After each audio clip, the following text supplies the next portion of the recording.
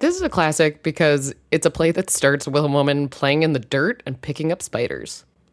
This is a classic because all the women are full, witty characters with their own wants and desires. This play is a classic because where all of the women could easily be pitted against each other, they come together and see each other's humanity. This is our history. This is our legacy.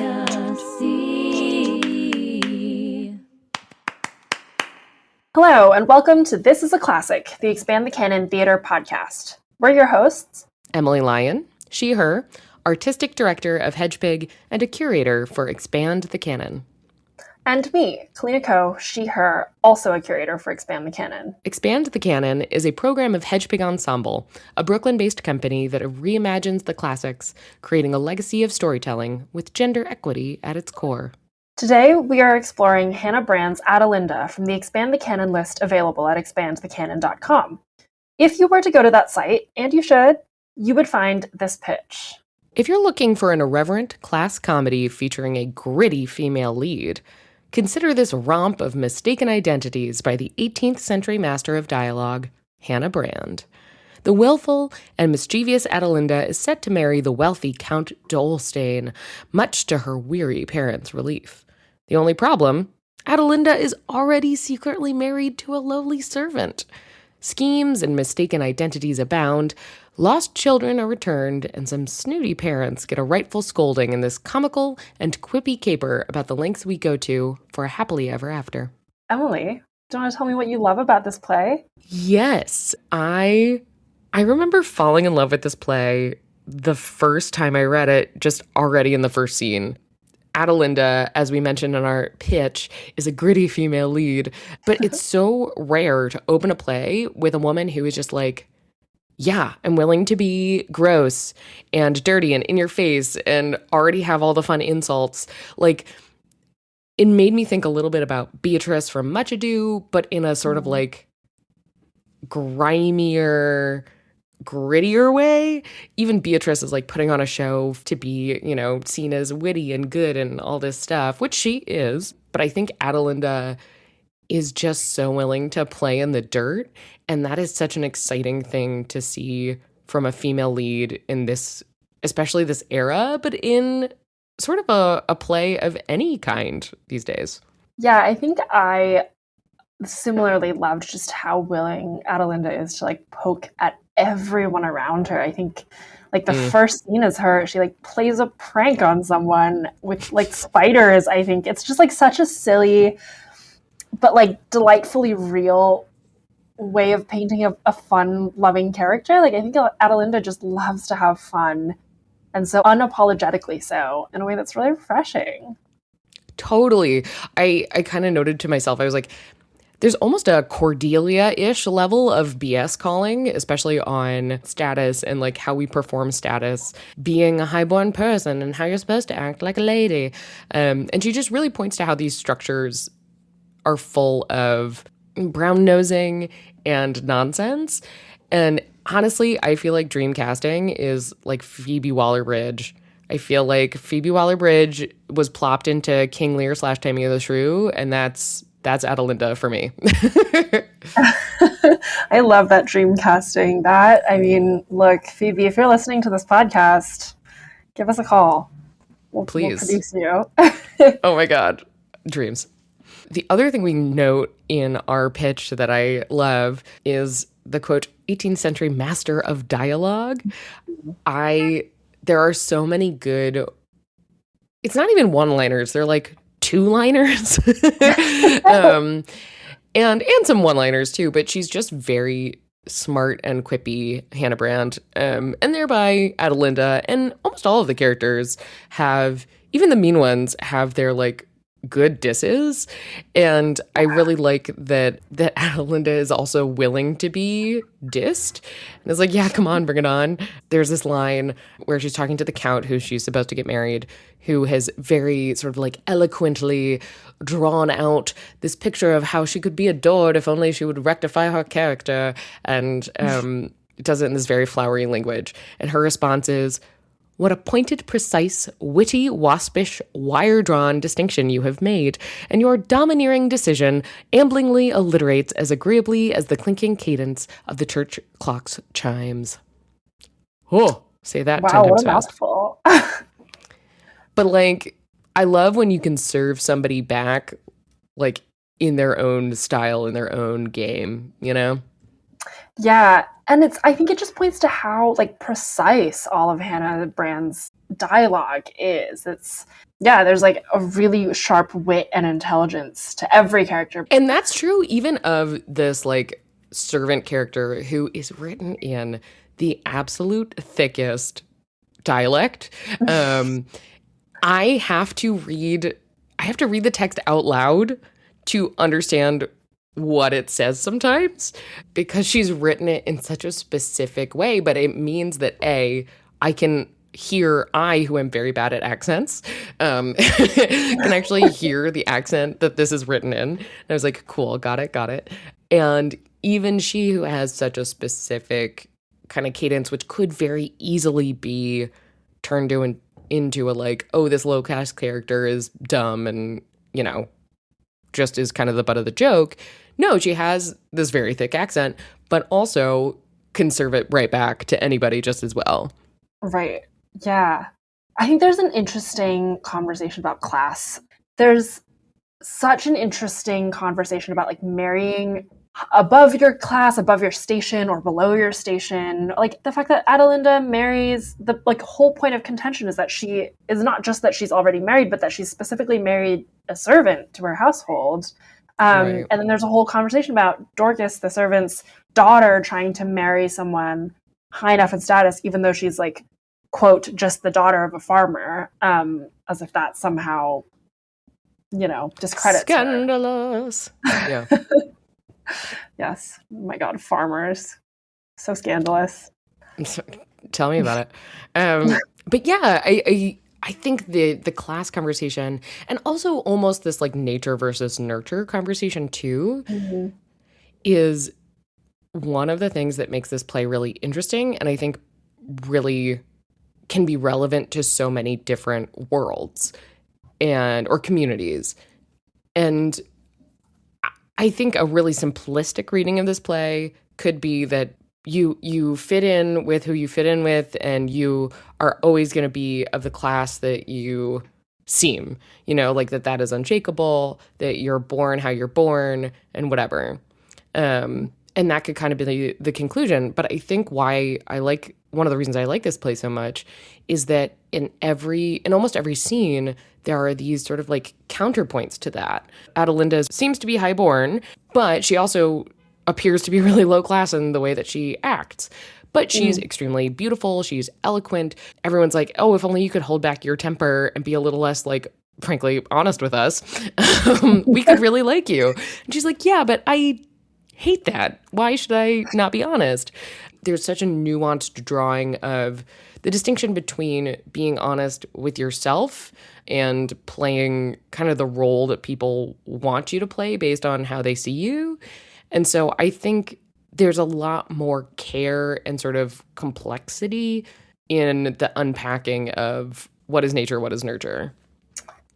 And I think this is also interesting for Adelinda's like counterpart, Zella, who is the child she was like switched at birth with. Spoilers. Sorry, spoiler. It's okay. No, we're about to tell them. Well, we haven't read the play at this point. It's been around for so many years. That's right. No, but I'm fascinated by Zella's character, because when we first meet her, she's like this like pristine, there's something so like innocent and like pure about her in that she's like, oh, I don't even deserve to like be courted by you. You're so much like higher born than I am. And they like describe her as like the most beautiful person on the planet. And like everyone who sees her falls in love with her looks. And I think that, like, I think it could be very easy for her to just be like this like naive, beautiful, like angel of a character. But I think when she actually gets a chance to like speak, gets to like petition for why she doesn't want to get married to this person, Yeah. I think it becomes so much clearer like how much intelligence she has. Absolutely. I totally agree. She could be this very flattened, almost like Bianca in Taming of the Shrew, like, I'm the perfect one that everyone wants to marry. I mean, even Bianca has a little bit of grit at the end and is like, no, I'm married. I'm going to do whatever I want.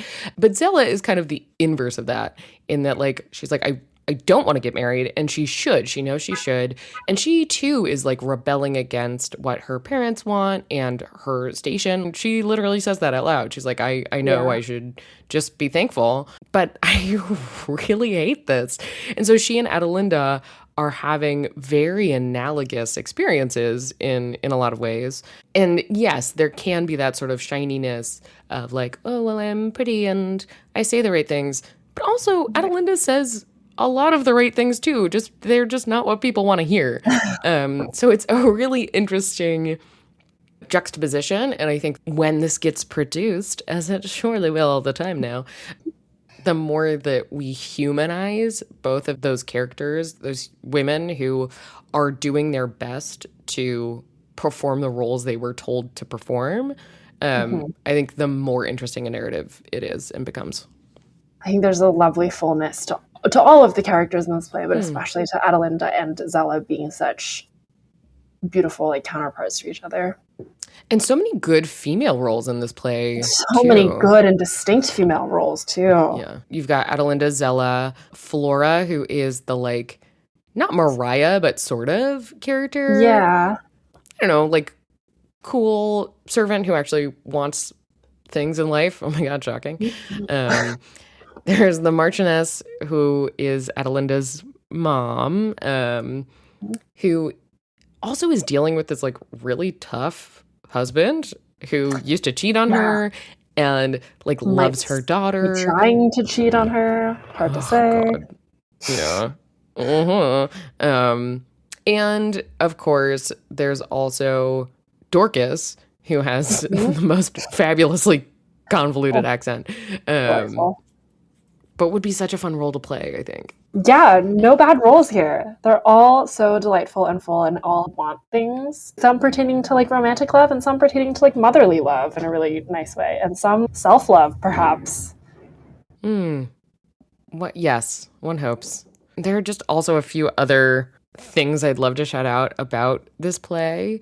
Well, one moment that I think is really interesting in terms of Hannah Brand's interpretation of this story, because she is adapting this story from one written by a man, but she makes it better, as you know, we do. So one thing that I love is she puts in the mouth of Dorcas, who again has a very thick accent, and I will probably butcher it here. Do the accent. Oh man. Okay, I'm gonna just not do accent. Can't do it. Dorcas says essentially, you set me the bad example. I treated you according to how you valued yourself. When a lady does not respect herself, I pray, come tell me who respects her. Well said, Dorcas. Right? Like, I love that message because I think that's both true for Adelinda, who I think does inherently respect herself. And in a way has been told that she should. You're highborn, you're beautiful, you're all these things. And she does, and then people hate it that she does. And then Zella, who is basically told she shouldn't respect herself, mostly agrees to that, but then respects herself enough to be like, but I cannot marry this dude I'm really, really not into. Yeah. And I think that's just a beautiful call to action for all women and everybody watching this play. If you don't respect yourself, who respects you? Yeah. Take it on. Yeah, and I actually really love that Dorcas says it too. I think there was a world in which like Adelinda would say it or the Marchioness would say it, but I love that it is Dorcas with her accent who is a nurse in this household. You know, like I think there is something really lovely about knowing that this can come from any class and station in life. Totally. And that really complicates that whole class conversation that could have been obviously simply drawn, and Hannah Brand is much more interested in having it be enmeshed, dynamic. Yeah, just more nuanced. Kalina, tell me about what actually happens in this plot. We've maybe given some spoilers, but let's get into the meat of the plot. It's a play in 5 acts, which, for those following along at home, I'll go through all 5. It starts with, as I mentioned before, with Adelinda in the garden. And Flora comes in to look for her. And I think, to interject some of my own personal opinions about this, I think it's like a lovely way of seeing Adelinda like start out in the dirt and the bushes and the trees. Yeah. Kind of like not what you'd expect of a highborn woman. And Flora's coming to look for her, and Adelinda is so annoyed with Flora, and she's trying to get Flora to leave her alone. And so she plays these like pranks and tricks on Flora to essentially like chase her away, and like shows her a spider and is like, "Are you scared yet? Are you gonna run away yet?" And Flora eventually does. Obviously not a big fan of spiders, that Flora. Right. Nor am I, so I can empathize. Understood. But then Adelinda just kind of catch a break, and her mother, the Marchioness, enters to talk to her about how Adelinda's father is like really mad at her for being so disrespectful last night. And she tells Adelinda that her father has said that either she has to marry the Count, who is also her cousin, but that's a story for another time. Either she has to marry the Count, or she's going to be sent to be a nun. It's a pretty intense ultimatum there. And also one we see a lot in classic plays. Do what I want or go be alone forever, which is tough. And Adelinda really, as we find out later, does not like the nunnery. No. Which also is fair enough. Fair enough. But what I find really interesting also is that Adelinda's like, but why do I have to get married? Like, why is this important? And they have this whole conversation about how, yeah, it sucks, but like a woman's job and her esteem and place in society is so important, and that's so intrinsically tied to who you marry. And Adelinda's like, but why do I even need that esteem? And her mother is like, because that's how you navigate the world. And it's just a really lovely and interesting conversation between the two of them about what that actually means. Yeah, and I love in that conversation how much care is so clear from both sides. I think it's really easy to show the mom being like, do what I want. That's how you're supposed to be a woman. Right. Like kind of in a Romeo and Juliet-y kind of way. But I think the Marchioness has so much empathy. And actually, Adelinda kind of does too. Like they both know that her dad really tough.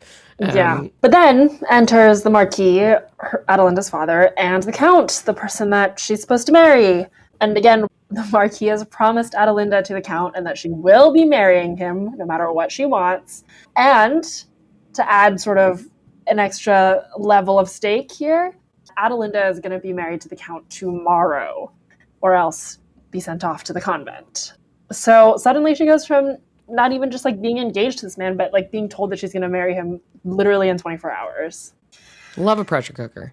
Love it so much. And so the Marquis and Marchioness leave them to converse and get to know each other and whatnot. And Adelinda kind of needles him and annoys him, and they debate sort of the idea of like what does it mean to be a respectable woman and be good company. And it just becomes very clear that the two of them do not see eye to eye on any sort of like political aspect or like how a woman's place should be. And yet the Count is like, I am in love with you and I want to marry you. And even though we don't agree about anything, I believe that you will make the best wife for me. Well, mostly. He's like, you are so great and you have so many qualities. And if you would only just like stop being so loud about your opinions, I could really love you. And she's like, no, so you don't love me. You love so many of the concepts of me. But I do love that he like sees that she's super smart. Yes. Just not in the way he wants, because that is inconvenient. Yeah. He's like, great that you're smart. Try not to be smart out loud. But Adelinda's like, maybe not. Bye. So that's how Act 1 ends, with this ultimatum hanging over their heads and this incompatible couple. Act 2 introduces a totally different set of characters. And by totally different, I mean one other new character, which is Strasbourg. Strasbourg is the steward to Adelinda's family, really the steward to the Marquis. And so technically like a servant in this household, but like I think a higher ranking servant. Yeah, he's very well dressed. Yes, he got some very cash. well dressed. His like whole family has been stewards, I think. So it's like a Right. thing. And then the Marquis enters with business for Strasbourg. And as they're talking, the topic of Zella and Dorcas come up. And the Marquis is like, hey, this woman, Zella, is of marriable age. Would you be interested in being married, Strasbourg? And so they have that conversation until Dorcas and Zella actually enter themselves. And they're there really to discuss their lease, but the Marquis actually has this double motive of maybe setting Zella up with Strasbourg. You know, the Marquis is talking to Zella. He's like, how about this man? And Zella's like, I do not want to marry Strasbourg. I am very clear about this. This is my boundary. I will not marry him. I don't want to do it. And the Marquis, seeing how like beautiful and lovely Zella is like, okay, you don't have to marry him. And in fact, I will like protect you from all of the men who like want to marry you without your consent and take you under my wing as my ward. Partially that's because she was like very willing. Well, it's complicated. She was like, well, I know I should. And I guess if I have to, I will, but please don't make me. Yeah. And I think he loves that she was like, oh, you were so willing to be obedient, but you don't actually want to be. And I like that about you. Yeah. Yeah. There's like, you could be obedient if I said so. And then the Count runs into this group and he's there to discuss business. But the second he sees Zella and like sees how beautiful she is and like how she comports herself, he like immediately falls in love with her. He's like, oh my God, this woman is amazing. But as they talk, Zella's like, I'm of a much lower class than you. I'm the daughter of a farmer. I'm like far too beneath your station to actually marry you. This is not possible. And so the two of them are like, yes, you're right. And also, he's engaged. There's that. Another speed bump. Just, you know, a bumpy ride overall. And then Adelinda runs into the group, and, you know, you might think that she becomes enemies with Zella, but she doesn't. She actually befriends Zella. She's like, you seem like a cool person. And they actually get along fairly well. I don't know that they're best friends, but they do become friendly and like get to talk and discuss various things about being a woman of their age, of marriable age. I love that. Yeah, it's a really lovely moment of like, wow, maybe we don't have to be enemies, or maybe women don't always have to be enemies. So then everyone else moves on sort of with their business, and we're left with Adelinda and Strasbourg. And this is actually the moment when we find out that they're secretly lovers and married. I know. What? Scandal. And that Strasbourg has been putting on this whole act about wanting to marry Zella just to throw people off his trail, because he is deeply in love with Adelinda, and they have a plan to run away together and start a new life elsewhere where they can just be happy together and be openly married. I also love the little detail that they got married literally today. I know. I'm just like, what an interesting honeymoon setup. Although I think that's why Adelinda was in the garden. She was like waiting for him when Flora like busts in at the top.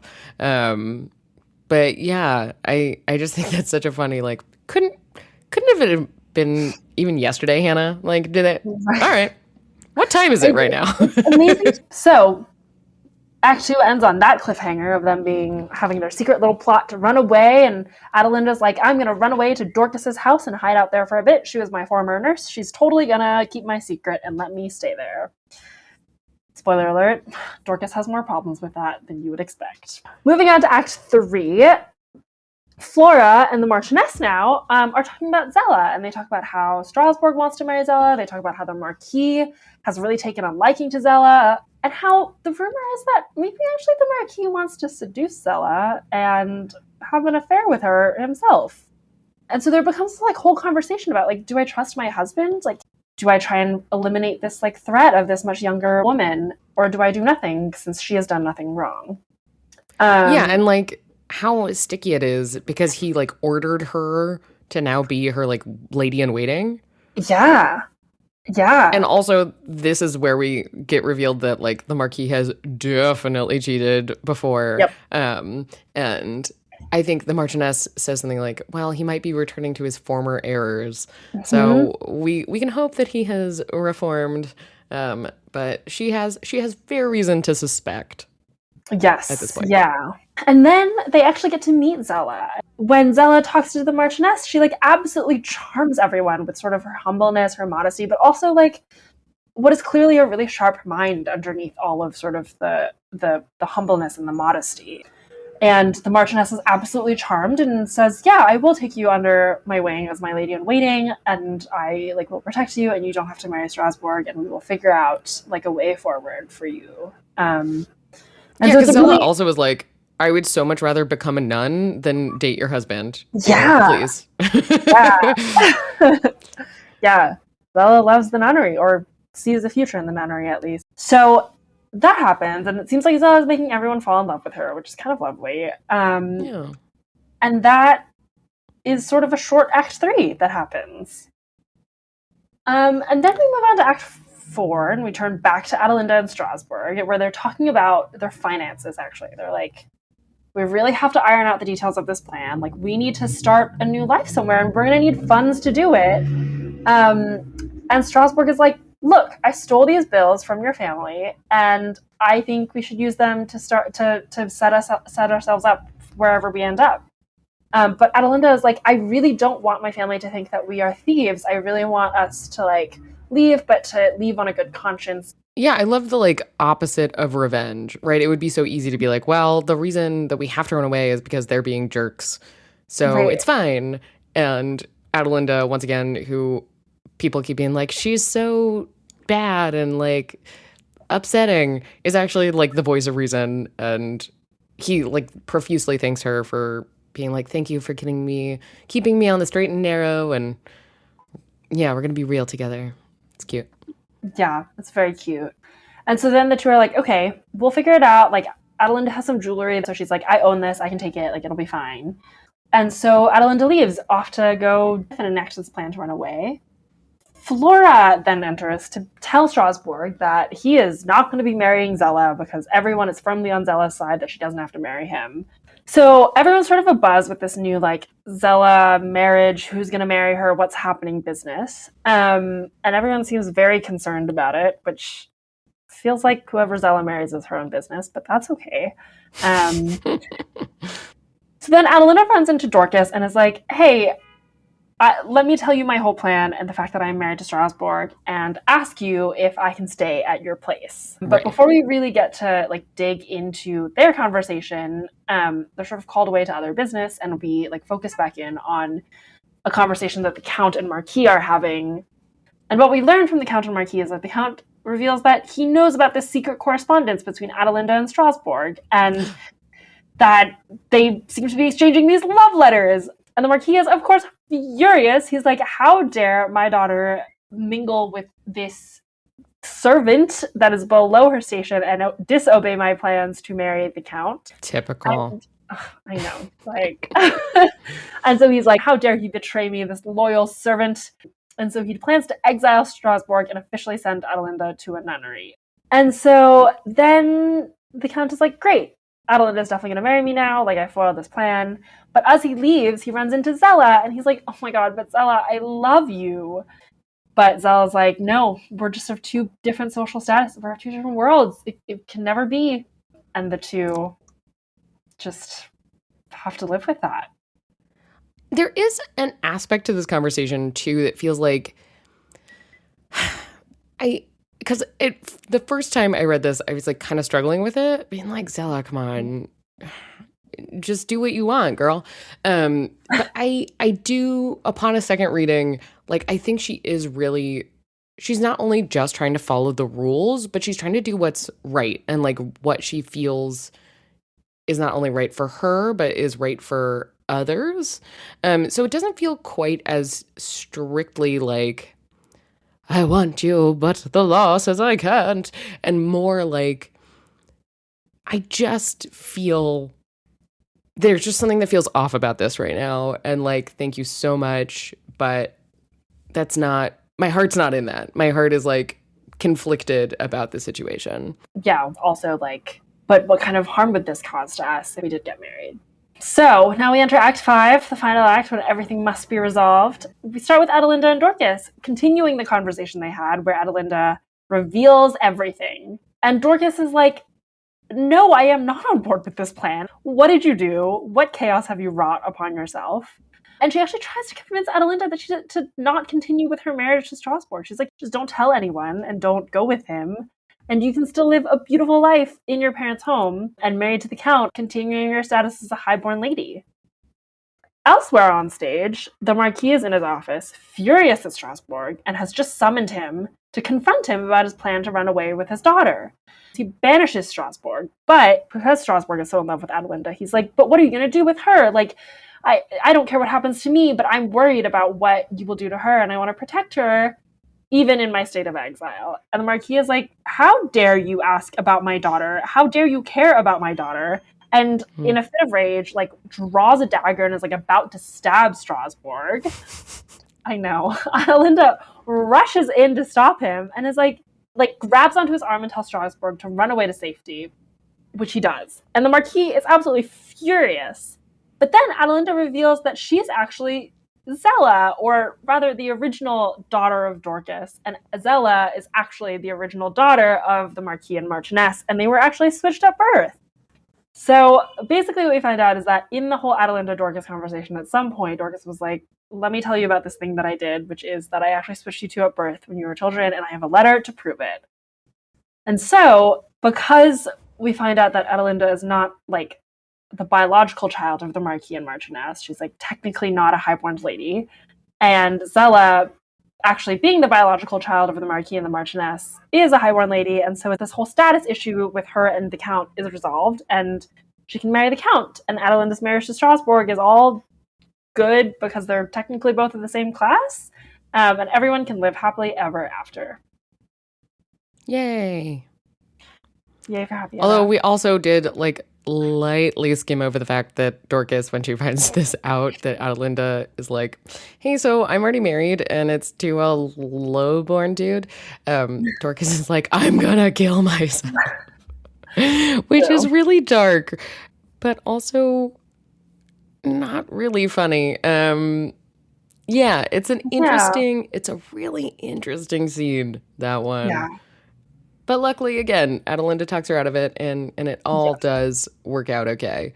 But I kind of do, you know, you committed this whole huge lie / fraud so that your daughter would like have a better life, and she's just like undone all your work. I don't really get it, but I kind of get it. You can empathize, even if you don't understand. I understand it, but I'm like, maybe a better life is with a man that she loves. And like being yourself. Yeah. Authenticity is more important. And I think that in a way that is more the moral of the story is like authenticity and like being yourself and being with people who embrace that is like what makes life more valuable, not just status. Yeah. There's something lovely about the idea that, like, if you are yourself and you remain authentic, it will work out in the end. And you will not be sent to a nunnery. If you don't want to. If you want to be sent to a nunnery, go off. Enjoy. But if you don't want to, you don't have to. History. Kalina, what do we know about this playwright, this mastermind? Hannah Brand. What do we know about Hannah Brand? Not as much as I'd like, but a fair amount. Hannah was an English actress, a playwright, and poet. She was a multi-hyphenate, some might say. Also, the fact that she was a poet might be part of why she's so good at writing dialogue, but I digress.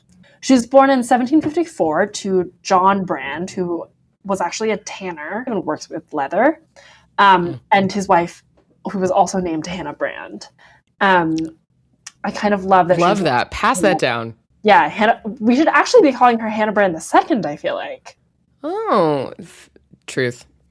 Okay, well, thinking about that. But part of what I think set her up for success was that both of her parents like really wanted to make sure all of their children had a very strong education, both the men in the family and also the women in the family. So, for example, Hannah's brother went on to be a really distinguished mathematician and poet. We love a STEM and arts crossover. While Hannah herself ran a really prestigious girls' school with her sister. And so not only was she, given a very strong education, she is sort of passing on that education to other girls as well. And so she was teaching at this girls' school or running this girls' school for a while, but in her late 30s, Hannah decided to have a career change. And so she left her teaching post and decided to pursue a life in the theater. It's never too late for a career change into theater. That's right. Much more stable. Yeah, absolutely. And in 1792, when she was 38, she wrote and acted in the 5-act tragedy Hunades, I believe it is pronounced, at the Theatre Royal Haymarket.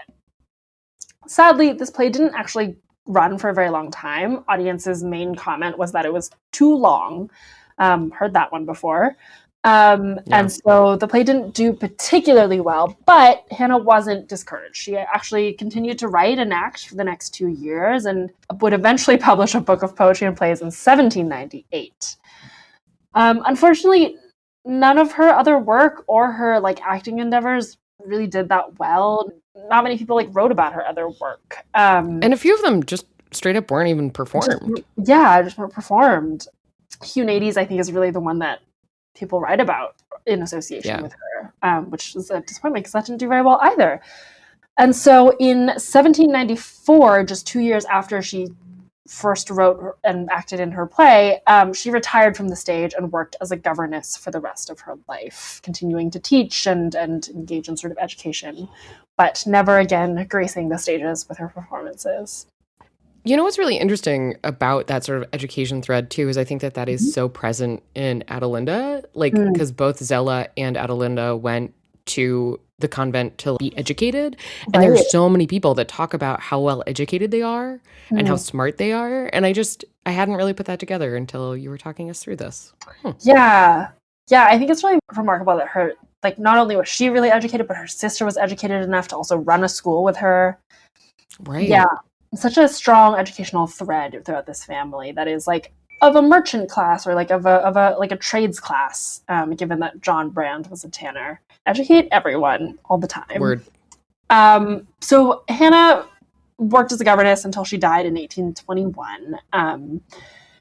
And although she was dismissed in her time and people didn't really write about her, in retrospect, a lot of historians really consider her as a truly eminent and pioneering figure in 18th century drama.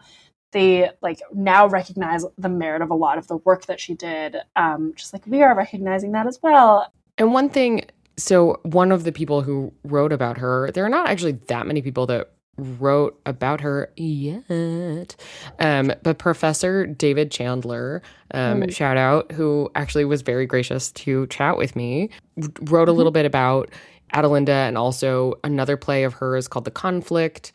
And he mentioned specifically about Adelinda, which I believe was never performed in her lifetime.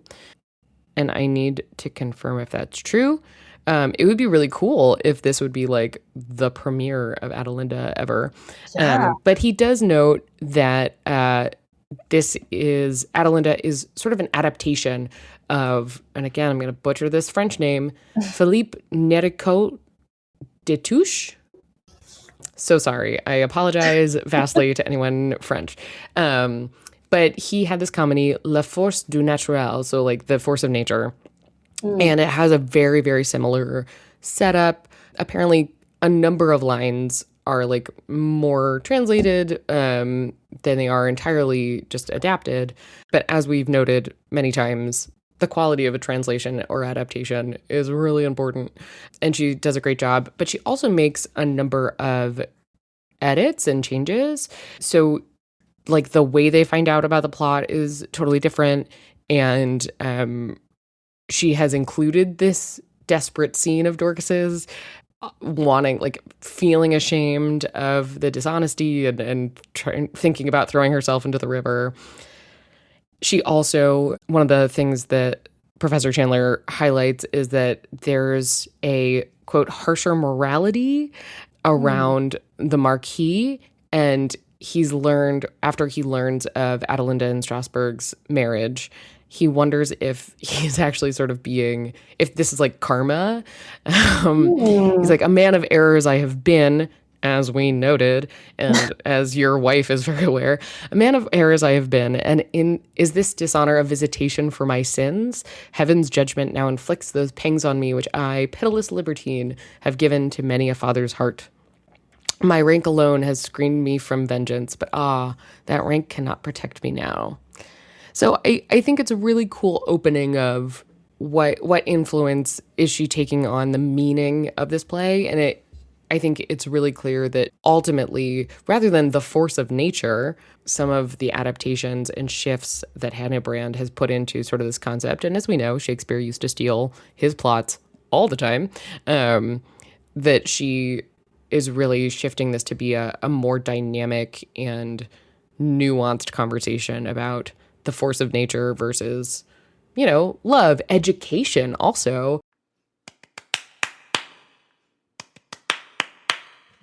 And now we get to share with you a scene from the play with Desireé Baxter as the Marchioness and Madeline Egan Addis as Adelinda. Why, Adelinda, when I sent last night to entreat you to spend this morning in my dressing room, would you not oblige me? You may one day perhaps experience the pang which a mother feels when she begs in vain for a proof of kindness and common civility from her child. Lord, madam, I thought my father would be there, and I was so wearied out last night with hearing of my ungrateful, rebellious act, of my incorrigible vulgarity, of my want of taste and judgment, and of what a disgrace I am to his name and blood, that I was truly glad to escape from his passionate exclamations, which gall and irritate me so, that I am forced to say things which he does not like. Adelinda, you must take care how you provoke your father. You made him so very angry last night that I trembled for you.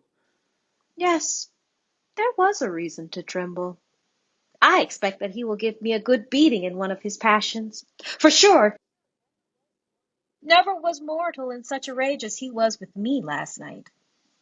It is very unfortunate for me that I have eyes, understanding, or use of speech, since I can neither look, think, nor speak without putting my father into a most horrible pucker. I should have joined in resenting your behavior, but your father's severe determination terrified me to death, and I forgot my own displeasure against you in my sorrow at the punishment which your father swore to inflict upon you. And but for my interposition, he would this day have sent you to a convent. Merciful stars! And all for my telling him an unwelcome truth? I fear and esteem my father, but he has never taught me to love him. He is justice herself. He holds the scales with a steady hand and wields the sword with unrelenting rigor, except when he is himself the culprit. But thanks to you, madam, for interposing. But in his next passion he will swear again. I hope, for your own sake, that you will not make the experiment. For your mother, Adelinda, could not last night obtain your pardon till she knelt for it at your father's feet. Oh, my dear mother, what do I not owe to your patience and your goodness? But all is all in vain, for I was born to disgrace and grieve you. Yet do not hate me, do not Oh, horrid thought! curse No me. more of this. Let the future redeem the past. I have promised for you that you will change your behavior, that you will behave with more duty and attention to your father, that you will treat your cousin more properly. Oh, that cousin of mine is as plagueful as a ghost in a haunted house. I am always either in a quarrel with him or with my father about him. I wish that chaplain would exorcise him for an evil spirit. I am astonished that neither his birth, his rank, nor his accomplishments procure him respect or even common civility from you, and yet you are much indebted to his generous disinterestedness. Your father has offered, if you will not change your conduct, to settle his whole fortune upon him. But he most nobly rejected it, declaring that he would never enjoy what he considered as your birthright, unless you shared it with him. He laments, yet always lessens, your imperfections, and he avers that notwithstanding your foibles, that both in heart and mind you are capable of great things. He sticks to his text, I find, for he always begins his sermons by telling me what fine things I could do, if I would but give my soul elbow room. Yet I suspect he treats me with the oil of fool, alias flattering, only for the ostentation of displaying his own sagacity. Adelinda, be serious and give me your attention. If your father's intentions be not altered by his last night's anger, you will be very shortly your cousin's wife, even within a few days. Therefore, my dear child, this is the crisis of your fate, and I am trembling for your future happiness with all the anxiety of a mother, who sees the rock upon which your heedless youth will drive to its assured destruction. Alas! Madam, I cannot make myself new, either to show my gratitude to you or my obedience to my lordly father. He might as well quarrel with his pack of hounds because they have not flowing manes like his coach horses, as with me for not being a fine lady. And when all is said and done, for my share, I did not perceive what there is so outrageously amiss in me to make all this constant havoc about. Thanks again, Desireé and Madeline. And we also want to thank Stephen Baek for editing this episode.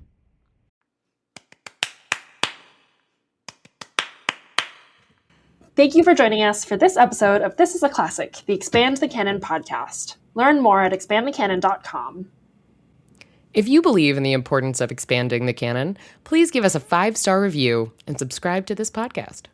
And then hit the share button and forward it along to a friend, a colleague, or professor, or Phoebe Waller-Bridges. Please. For info on what's up next, you can follow us on Instagram, At Hedgepig Ensemble Theater, Facebook, /Hedgepig Ensemble Theater, or join our mailing list at hedgepigensemble.org. You can also subscribe at expandthecanon.com to read this play and other titles on our lists. And you can support this effort by donating at the link in the comments below. Again, I'm Emily. And I'm Kalina. Have a nice day. Bye. Pick up some spiders. Ooh.